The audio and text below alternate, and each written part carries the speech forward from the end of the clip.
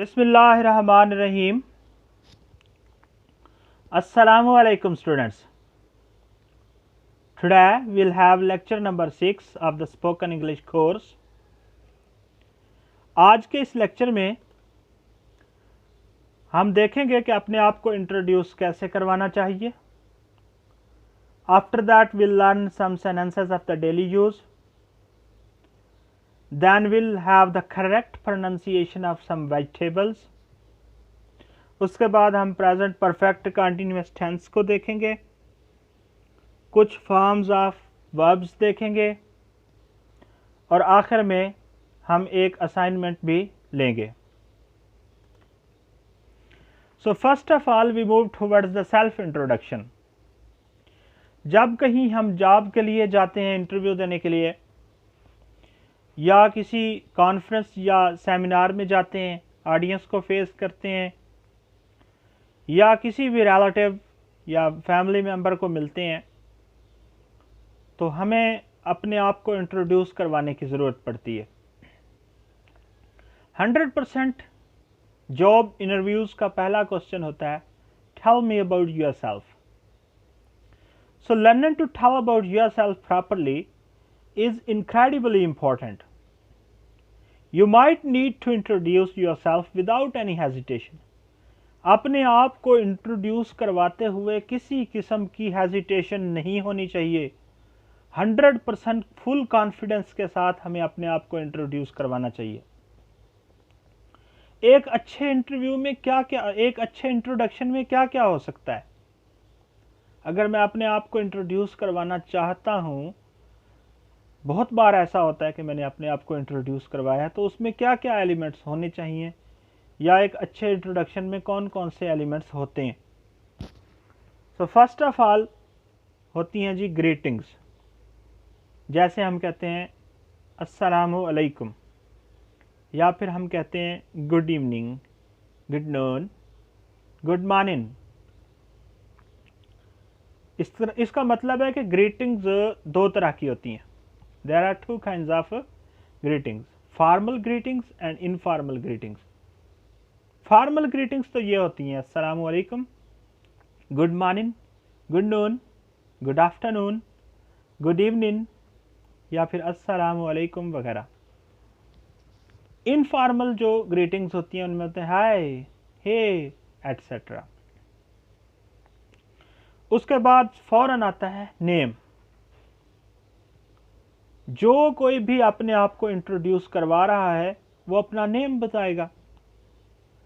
अगर वो इंट्रोडक्शन जिसको करवा रहा है वो बंदा सामने बैठा है, यानी इंट्रोडक्शन करवाने वाला और इंट्रोडक्शन लेने वाला आमने सामने बैठे हुए होंगे, तो फिर कहेंगे आई एम. लेकिन आमने सामने नहीं होंगे, लाइक टेलीफोन पे करवा रहे होंगे इंट्रोडक्शन, तो फिर कहेंगे माय नेम इज. उसके बाद तीसरे नंबर पर इंपॉर्टेंट एलिमेंट आता है लोकेशन. इसके लिए फॉर्मली जो सेंटेंस यूज होता है वो है आई एम फ्रॉम, फिर उसके बाद सिटी का नेम लेंगे या लोकेशन जो भी होगी उसका नाम लेंगे. आफ्टर दैट हमें बतानी होती है अपनी qualification. For example, I have a degree of MPhil in biochemistry, या I have a degree of MBBS, या फिर I have a degree of Bachelor of Arts, etc. तो आप क्वालिफिकेशन अपनी बताएंगे. उसके बाद बताएंगे अपनी हॉबीज़. एक अच्छे इंट्रोडक्शन में हॉबीज़ भी एक एलिमेंट है. Like I am fond of gardening, और I am a big fan of playing hockey. Whatever, जो भी आपकी हॉबीज़ होंगी आप मेंशन कर सकते हैं. अच्छा, उसके बाद ये कुछ एलिमेंट्स हैं जो स्पेसिफिकली लिंक्ड हैं with job interview. At that time you have to mention your position for which you have applied for, और the position on which you have been working previously. वो मेंशन करेंगे, like I have been working as sales manager for 2 years. Position बता दी. उसके बाद experience. कितने साल का आपका एक्सपीरियंस है, like I have 13 year experience of teaching. उसके बाद है एज, अगर नेसेसरी हो, इंट्रोडक्शन का पार्ट हो, फॉर्मल इंट्रोडक्शन हो तो फिर एज भी बताते हैं। उसके बाद है family, I have a family of 4, I have 4 siblings और I am the only child of my parents. कोई भी तरीका हो आप फैमिली का इंट्रोडक्शन करवा सकते हैं। सो ये 9 बेसिक एलिमेंट्स हैं जिनका एक अच्छे इंट्रोडक्शन में होना बड़ा ज़रूरी है। मैं आपको एनकरेज करूंगा कि आप एक अच्छा सा इंट्रोडक्शन लिखें और लिखकर पोस्ट करें। After that we'll have some sentences of the daily use. हम रात का खाना 10 बजे खाते हैं। We take our supper at 10 PM। Supper, रात का खाना। We take our supper at 10 PM। हम रात का खाना 10 बजे खाते हैं। ज़्यादा खाना सेहत के लिए मुज़र है। Over eating is injurious to health. Over eating, over eating, over eating is injurious to health. मैं दूध पीकर सैर हो गया हूँ, यानी मेरी भूख मिट गई है। Milk satisfied my appetite. Appetite. बराए मेहरबानी मरीज को सादा ग़िज़ा दें। Give simple diet to the patient please. गोश्त में बहुत मिसाला है। Meat is well spiced. Meat is well spiced. गोश्त में बहुत मिसाला है। नौकर ने नाश्ता तैयार कर लिया है। The servant has prepared the servant has prepared the breakfast. The servant has prepared the breakfast. ये इंतहाई संजीदा मामला है। It's a matter of great concern और it's a matter of great concern, दोनों तरह ठीक है, मैटर या मैरा। It's a matter of great concern. कहर दरवेश बरजान दरवेश, ये एक प्रोवर्ब है, यानी ज़रबुल मसल है, यानी गरीब आदमी अपनी जान पर ही जुल्म कर सकता है, किसी और को कुछ नहीं कह सकता। What can't be cured must be endured. What can't be cured must be endured. वक्त और जवार भाटा किसी का इंतजार नहीं करते। Time and tide wait for none. Time and tide. Time, जब भी दो नाउन्स के दरमियान में एंड आता है तो इसको सिर्फ एन पढ़ते हैं, ए और डी नहीं पढ़ते, एन पढ़ते हैं। जैसे रेड एंड वाइट, खे एंड एन्स, इसी तरह time and tide wait for none. वक्त और जवार भाटा किसी का इंतज़ार नहीं करते। ये तो आज के कुछ सेंटेंसेस थे। उसके बाद हमने हाउस होल्ड वोकैबुलरी में आज सेट ऑफ वेजिटेबल्स को मुंतखब किया है, उनके कुछ वेजिटेबल्स के प्रोनाउंसिएशन के लिए। रिमेंबर, ये लफ्ज़ है वेजिटेबल, वेजिटेबल नहीं है, वेजिटेबल। तो पहला है ऑलिव यानी जैतून, ऑलिव। अनियन यानी प्याज, प्याज। मटर, पीस। आलू, पोटैटो, पोटैटो, आलू, पोटैटो। खीरा, पम्पकिन, पम्पकिन। पालक, स्पिनेच, स्पिनेच। टमाटर, टोमेटो, टोमेटो। अदरक, जिंजा, जिंजा। शलजम, टर्निप, टर्निप।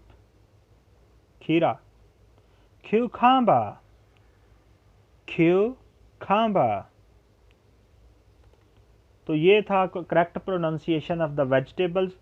तो आप एक और लिस्ट बनाएंगे जिसमें इसके अलावा भी वेजिटेबल्स आ सकती हैं। उसके बाद हम आज के टेंस की सीरीज में पढ़ेंगे प्रेजेंट परफेक्ट कंटिन्यूअस टेंस। इसमें वक्त का इस्तेमाल होता है और उसके साथ आता है रहा है, रही है, रहे हैं वगैरह। जैसे वो 10 बजे से घंटियां बजा रहा है वगैरह। टाइम भी आता है और रहा है, रही है, रहे हैं भी आता है। इसकी अगर हम क्राफ्टिंग की बात करें तो सबसे पहले आता है सब्जेक्ट, फिर हैज़ बीन, या फिर हैव बीन आता है, फिर first form of the verb आती है, उसके साथ ing यानी पास्ट पार्टिसिपल, उसके बाद आता है सिंस या फार। ये इंपॉर्टेंट है, सिंस कहाँ आना है, फार कहाँ आना है, ये अभी हम बात करेंगे। उसके बाद आता है ऑब्जेक्ट। तो सबसे पहले हम देख लेते हैं कि हैज़ बीन किन के साथ आता है। ही, शी, इट या फिर सिंगल नेम के साथ हैज़ बीन यूज करेंगे, वी, यू या दे के साथ हैव बीन यूज करेंगे। उसके बाद आ गया सिंस और फार। सिंस हम वहां यूज करेंगे जहां पे टाइम फिक्स होगा, जिसमें टाइम में कोई डाउट नहीं होगा, वहां हम सिंस यूज करेंगे। और अगर टाइम में डाउट होगा, correct exact period of time, fixed period of time नहीं होगा, डेफिनेट टाइम नहीं होगा, तो उसके लिए हम फार का वर्ड यूज करेंगे। एग्जाम्पल्स देख लेते हैं। He has been abrogating the constitution since 2002। ये कल भी बताया था, परसों भी बताया था कि he has या he is को he's पढ़ेंगे। He's been, ये देखें has के बाद been आ गया, जैसे कहा था he की वजह से has आया और उसके बाद been आना ही था। उसके बाद फर्स्ट फॉर्म के साथ ing आया, past participle, abrogating the constitution, क्योंकि ये 2002 है, डेफिनिट टाइम है, फिक्स्ड पीरियड ऑफ टाइम है, तो इसके साथ सिंस आया है। So he has been abrogating the constitution since 2002। I've been hearing a piece of news for 2 days। अब देखें 2 days डेफिनेट टाइम नहीं है, कब से तो 2 days, और कब कोई जुमला पढ़े तो उसे कैसे पता चलेगा कि कब से 2 दिन, तो उसके लिए फा आया है, फार, यानी फिक्स टाइम नहीं है। I've been hearing a piece of news for 2 days। You've been listening to a song for many days। many days भी फिक्स नहीं है, तो इसके लिए फार आया है। 2002 फिक्स है, इसके लिए सिंस आया है। 2 days और many days का कोई पता नहीं कब से, तो इसके लिए फार आया है। ये तो अफर्मेटिव सेंटेंसेस थे। अब नेगेटिव सेंटेंसेस देख लेते हैं। इसमें हैज़ या हैव के दरमियान में, सॉरी हैज़ बीन और हैव बीन के दरमियान में हैज़ लगा के फिर नॉट लगाएंगे, हैव लगा के नॉट लगाएंगे, फिर बीन लगाएंगे। ये देखिए नॉट का वर्ड जो है वो हैज़ बीन और हैव बीन के दरमियान में, हैव और बीन और हैज़ और बीन इनके दरमियान में आया। He has not been abrogating the constitution since 2002। I've not been hearing a piece of news for 2 days। You've not been listening to a song for many days। उसके बाद interrogative sentence has और have को subject से पहले ले आएंगे। उसके बाद आज की फॉर्म्स ऑफ वर्ब्स देख लेते हैं। गैबल बकबक करना, गैलप सर पर दौड़ना, गैम्बल जुआ खेलना, गार्गल गरारे करना, गार्निश संवारना या रास्ता करना, गलेया या गलेर चमकना दमकना, गलाओ गलाओ जलना, ग्लोज चापलूसी करना, हैंडकफ हथकड़ी पहनाना, गाओ जाना, हैज अहाताबंदी करना, जैसे ये झाड़ी सी लगा के किसी भी लान के गिर्द झाड़ी लगा देते हैं, उसको हैज कहते हैं। हैज अहाताबंदी करना, ग्रास्प गिरफ्त करना, पकड़ना, ग्रास्प का मतलब होता है पकड़ लेना, गिरफ्त करना। सो ये कुछ फॉर्म्स ऑफ वर्ब्स थी। उसके बाद आज की असाइनमेंट है। आज की असाइनमेंट में हमने एक पैराग्राफ लिखना है जिसमें हमारा इंट्रोडक्शन होगा। उसके अलावा आज जो वर्ब्स हमने पढ़ी हैं उनके सेंटेंसेस बनाने हैं, और सेंटेंसेस बनाने हैं प्रेजेंट परफेक्ट कंटिन्यूअस टेंस के। उसके बाद वेजिटेबल्स की एक लिस्ट बनानी है। तो इंशाअल्लाह ताला ये लेक्चर हमें आसानी से समझ आ जाएगा। Thank you very much.